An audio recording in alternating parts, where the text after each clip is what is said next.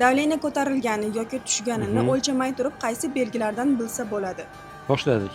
Bosh aylanishi, Ikkalasida ham bo'ladi.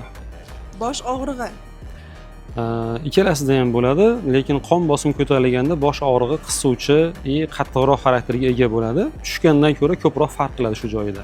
ko'ngil aynishi, Ikkala holatda ham bo'ladi. quloqda shovqin, Ikkala holatda ham bo'ladi, lekin qon bosimi tushganda sal ko'proq namoyon bo'ladi. yurakda og'riq, Yurakda og'riq qon bosimi ko'tarilganda bo'ladi asosan, chunki qon tomirlari torayib, qarshiligi ortib ketganda yurakka nagruska ortadi. Shu sababli yurakda og'riq bo'ladi. ko'ngil aynishi, Ikkalasida ham bo'ladi.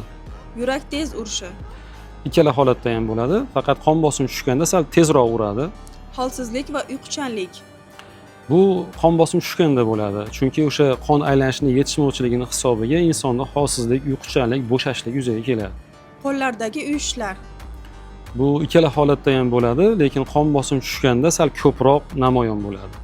bo'yindagi tortishish, Qon bosimi ko'tarilganda bo'ladi.